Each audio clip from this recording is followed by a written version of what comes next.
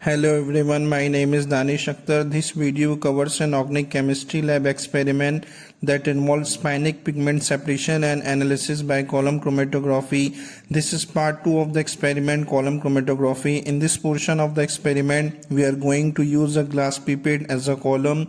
So we are going to rip off a little piece of cotton wool and show it in this pipette, tamping it down with a stick till it gets down into the tip. Then we are gonna clamp it. Next we are going to put a funnel on top. Well, add some sand. The sand supports the stationary phase which is coming next to 2 to 3 millimeter of sand. Now I put in silica gel, that's the stationary phase. You got to be a bit careful with this because it's a dusty, so avoid breathing in dust from silica gel. Top it off with a little bit of sand on top. That just supports or protect the top of the stationary phase. So you want to make sure that you got about 6 centimeter of silica gel, and we are going to use this 3 solvent for the developing of the column. So first we are going to pipe hexane to the top, and this is going to solvate the column. So you can see the hexane percolates down through. Notice that it's making its way down the column there, and you can see it visually changing. One thing that's important to notice, hexane is a volatile flammable solvent, so you are going to need to be careful with it. But basically just keep adding hexane to the top until it gets through the column and start coming out at the bottom, and then you'll have added enough. So here it is reaching the bottom of the cotton wool, and it's about ready to rip off the bottom, and there we go. So next we are going to add some hexane to our crude pigment solution. So about a half a millimeter of hexane is going to get added to the crude pigment solution that we are prepared in the extraction part of the experiment. So swirl that around with a pipette, get it all dissolved up, then take the solution and pipette it onto the top of the column. But first we need to remove some of the hexane. So this is using a gentle pressure of air, very gentle, to try to get rid of some of that solvent.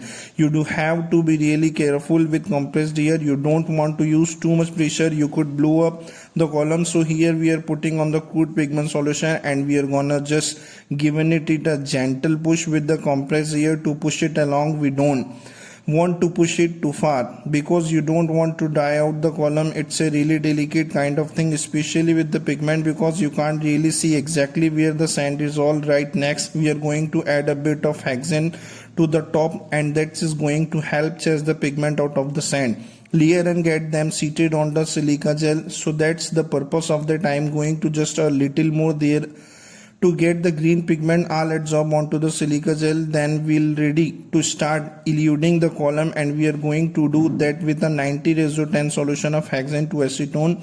So that get pipetted on, and then what that gets flushed through with the compressed air, the pigment will start to move. So what you will be able to see here is there is a yellow band that's going to start moving out in front now. That is beta carotene for action. So beta carotene is the least polar thing in the pigments, the spinic pigments. So it moves the fastest on silica gel, so it's going to come out ahead of the others, and eventually as it make it way down the column, it will all by itself, and there will some white space between it and the next pigment. So you keep filling up the pipette with that 90:10 solution, and then keep applying gentle pressure, being careful not to let the column dry out again. And when you get loose, then you are going to need to replace the collection vessel down at the bottom with something to catch the beta carotene. And so we are going to use a pipette. Vera should say a test tube here. So put a test tube on there and keep adding a little bit of that 90:10 solution, and then elute a bit further. Yellow band comes out as its own material, and if you can take a look, you can see behind it there is a gray band that's starting to come out on. So once we have the yellow band completely eluted from the column, and we can see the color is completely off, now we are going to want to put a separate test tube under there to catch the gray band, so that the gray band and the other photosynthetic pigment, and we are going continue to develop this column or elute this column with that 90:10 solution of hexane and acetone to get the gray band off.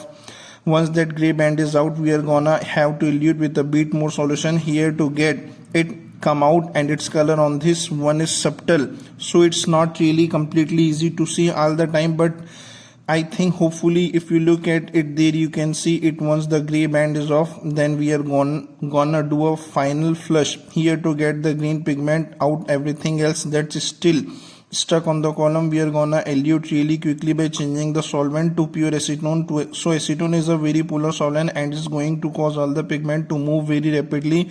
So whatever is left on that column is getting to elute now. So here we go, and all the green pigment are gonna kind of run out. Adding more acetone pushes them a little further, and now you can see we've got a big bold green band coming out. Now the green band is basically done, and when you take a look at this, you can see there is a yellow band that's on there. Now I'm going actually try to catch that in its own container. So that's a different yellow pigment offering beta carotene. Those are xanthophyll type pigment. Those are oxygenated, more highly oxidized version of beta carotene. They have OH group on them, so they are more polar, so they come out later, and so I just thought it'd be fun to catch that in its own tube.